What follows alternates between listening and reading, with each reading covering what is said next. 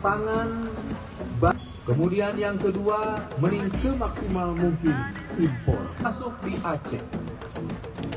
Harus nanti luas data lahan sawah, data rilis sehingga sama-sama